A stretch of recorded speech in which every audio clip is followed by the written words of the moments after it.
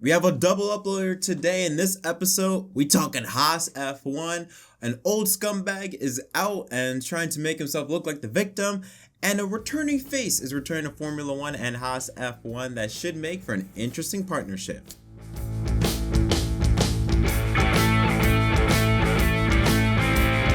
Yo, what's up everyone? My name is Jet. Welcome back to another episode of Inside the Lines. Hope you're all having a wonderful day. Like I said, we're talking Haas F1. Nikita Mazepin, he's the first driver we're going to talk about, but we do have an announcement on his replacement. Of course, I'll leave timestamps in the description box if you want to just fast forward to that story. But if you want to listen to my full rant on Nikita Mazepin, then make sure you watch this whole episode because I got a lot to talk about on my mind about this guy. Yeah, this never-ending saga of Nikita Mazepin and Haas F1 just never ends. We got another chapter in this long roller coaster book. And so let's jump into this. First of all, we have to understand one thing. Nikita Mazepin no longer is a driver at Haas F1. His contract was terminated as a result of the Russian-Ukraine war. Uralkali, his sponsor, basically they have major connections with Putin, and no one wants to associate themselves with Putin. So once the sponsor is gone, so is the driver. Now Nikita has been pretty quiet on the Russia-Ukraine war. I believe his only main statement was that he doesn't believe that politics and sports should mix with, which I don't really understand that. And especially in this situation, considering it's a freaking war involving your country and someone else's country, I'm pretty sure we can at least address the situation. But Nikita has been pretty quiet about his true feelings about it. Now that he has been released, he has released a full statement regarding his termination from Haas F1, and we're going to read it. It says here, he says, quote, "I was ready to agree with this and consider myself neutral. When they added an additional letter, which I had to sign, I did not look at it because my contract had already been terminated. I do not want to be at a team that doesn't want me. Formula 1 is a dangerous sport, and you have to rely on the team you are working with. It is a question of safety, and it is fair to say I don't have that trust in them. It is good to keep all legal options open. There was no legal reason that could enable the team to terminate my contract. I was very disappointed with the way it was handled. I was told if the FIA allowed me to compete on their rules and I agreed to them, there would be no actions to remove me from the seat. I have not heard from the team since it happened, and I learned about the firing of me the same time it was released to the press. I am a young man and I was not ready for it. I did not receive any hint or any support, or be told that this is the decision we have taken. I learned it at the same time as you did. I lost my dream, which I have been working towards for 18 years. I didn't imagine the situation of losing my drive would happen so soon. But I absolutely do not see Formula 1 as a closed chapter. I'm going to stay in race condition, and I will be ready to take on an opportunity if it comes." Now, according to Mazepin, only 4 drivers, I believe, actually reached out and showed support. Those drivers being Perez, Bottas, Leclerc, and George Russell. But it was all based off of a personal level, because they said they know how important the situation is, and they were just showing their support after he lost the opportunity to compete. So it was nothing based off of political reasons with the war, just on a personal level.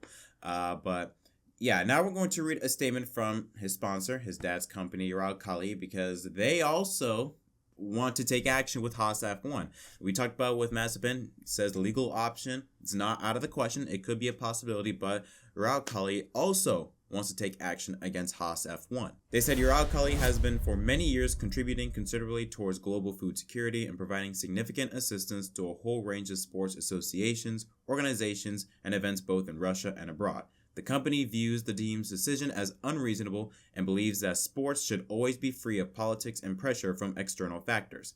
Given the above, Uralkali intends to protect its interests in line with applicable legal procedures and reserves its rights to initiate judicial proceedings, claim damages, and seek repayment of the significant amounts Uralkali had paid for the 2022 Formula 1 season.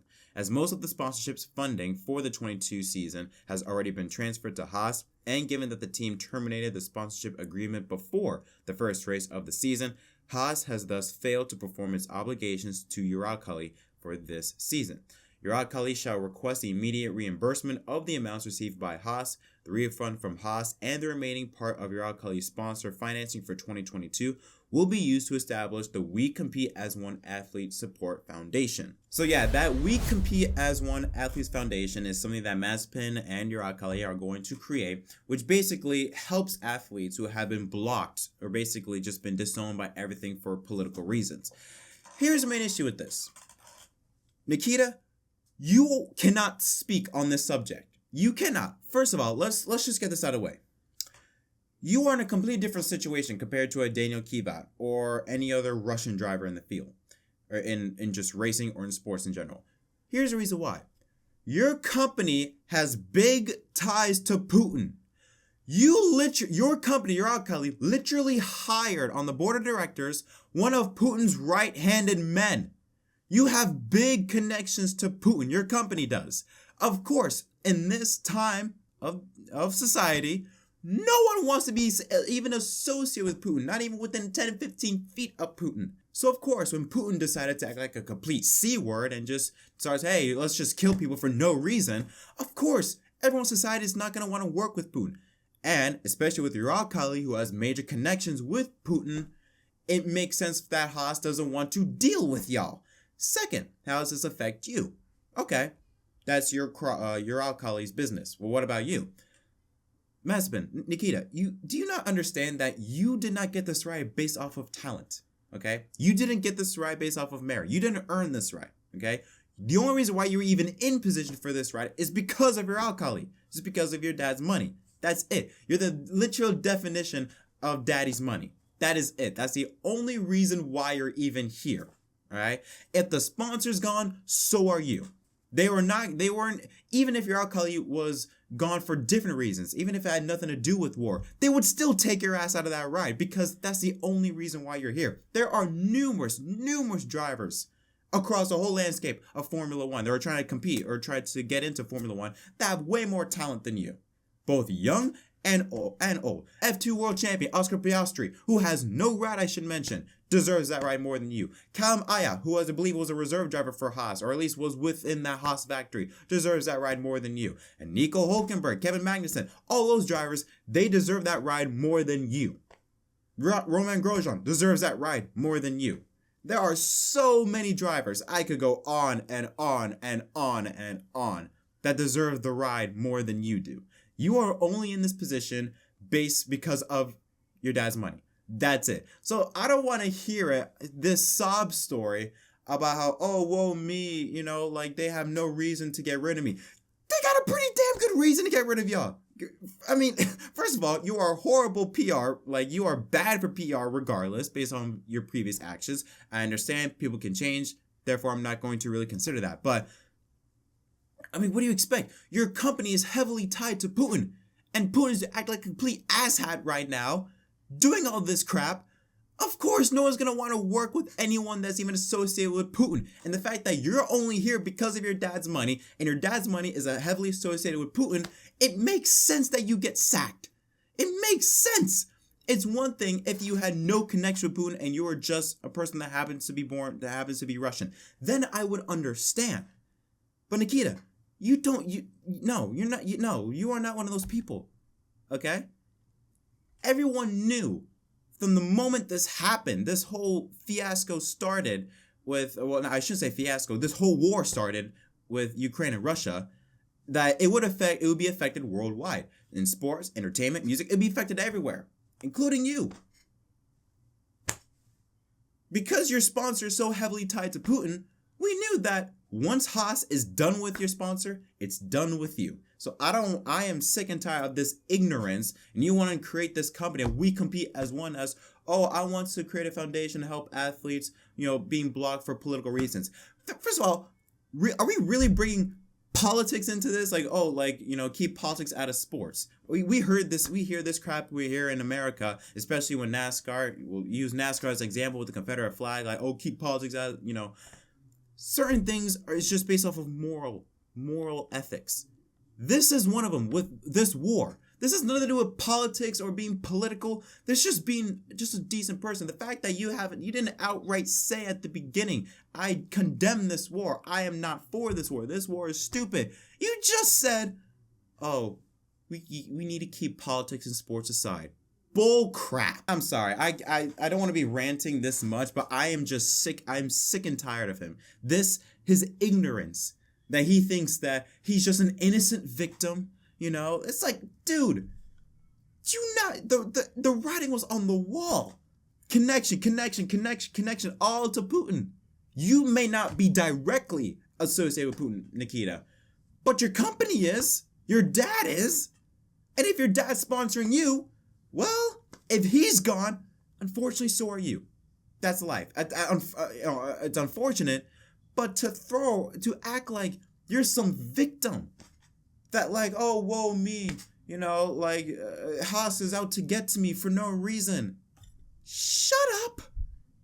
No, that's not the case at all. All right. So I am glad he's gone. I'm sick and tired of the storylines and everything like that.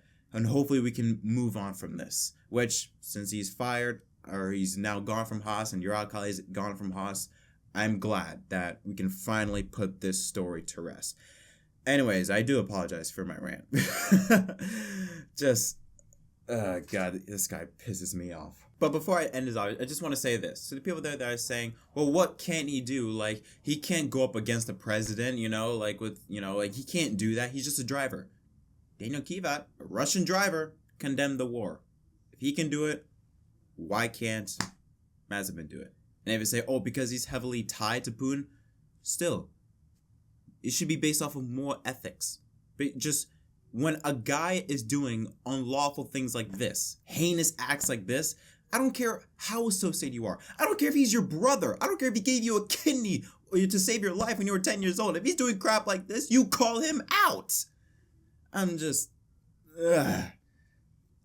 done. Let's move on, shall we? Let's talk about his replacement. Now, earlier in the week, it was reported that around 4 drivers were possibly being considered as candidates for Mazepin's replacement. Antonio Giovinazzi, Nico Hülkenberg, Pietro Fittipaldi, and Kevin Magnussen. Now, I thought at first originally Kevin Magnussen was not going to be a real candidate for this role, mainly because of the fact that he outright said that he does not want to return to F1 in a midfield team. He wants to return with a race-winning team. And Haas, by no means, is even a midfield team. So I thought the likelihood of Magnussen coming back was extremely low. But it turns out I was wrong. Kevin Magnussen has been officially announced that he will return to Formula 1 and will return to Haas F1 to partner with Mick Schumacher in 2022. Now, Kevin also provided a statement on his return to Haas F1. He said that, quote, I was obviously very surprised, but equally very excited to receive the call from Haas F1 team. I was looking in a different direction regarding my commitments for 2022, but the opportunity to return to compete in F1 and with a team I know extremely well was simply too appealing. I really have to say thank you to both Peugeot and Chip Ganassi Racing for releasing me promptly. Both are great organizations. Naturally, I also want to thank Gene Haas, Gunther Steiner for the chance to resume my Formula 1 career. I know just how competitive they both are and how keen they are to returning to competing week in and week out. We've enjoyed a solid relationship and our positive association remained even when I left at the end of 2020. I've been briefed as much as possible on the development of the VF22 and the potential in the package. There is work to do, but I'm excited to be a part of it. I can't wait to get back behind the wheel of a F1 car in Bahrain. Now, again, that part shocked me, the fact that even Magnussen would even considering coming back, because again, Haas is by no means even a midfield team. But if you are, at the same time, if you are going to return to a team, you know, you want to familiarize yourself with the people around you, it wouldn't make sense to return to your old team. It's nothing new. It's happened a lot of times in motorsports as a whole. Drivers leave and they come back to their old team sometime after. So it's not a surprise to see this happen. And to be honest, Kevin Magnussen is I think a good driver. I mean, we have seen him excel, outperform in Haas equipment. I still remember, I believe it was in Austria, I think in 2020 or 2019, where Haas fell apart completely, and the guy somehow was able to go out and qualify P5 in qualifying. And I think in a 2019 or 2020 Haas car, which was mighty impressive. So Magnussen, I feel like if with the right equipment, he can get the job done. And again, I think it's the perfect sweet spot for Haas F1. Magnussen is not too old and not too young, and he has a lot of F1 experience, and he could really help Mick Schumacher. He can apply that experience and help with Mick Schumacher this season and in future seasons. So I think this is a great move by Haas F1. There was talk about what's going on with money, with finances. At the moment, Haas said that money's not an issue. They got that under control, but at least for the short term. Obviously, long term, they're going to need to find more sponsorship. But for now, money's not an issue, which I think that's why they went for a racing driver that can race rather than just a pay driver like Nikita Mazepin. So I'm happy. I like the decision. I like Kevin Magnussen, so I'm very happy that he's going to have the opportunity to return to F1. And I'm very interested in seeing how this dynamic will work with Schumacher and Magnussen, because I believe that the perfect relationship is having a very young, inexperienced driver and also a young-ish driver that still got some experience to him, but also can be used for the long run. And I think that is a good lineup that Haas F1 has entering 2022. So I am happy about that, and we can close the book on the whole Mazepin saga and move on to a better version of Haas F1. But that is going to conclude this episode of Inside Lines. If y'all enjoyed this video, don't forget to leave a like and subscribe for more content. Tell me in the comment section down below your thoughts on any of the two stories that I talked about. What are your thoughts on Magnussen returning to Haas F1, and what are your thoughts on Mazepin's statement regarding his exit from Haas F1? I'm very curious to hear your thoughts. Until next time, my name is Jed from MDK, and I'll see y'all next time.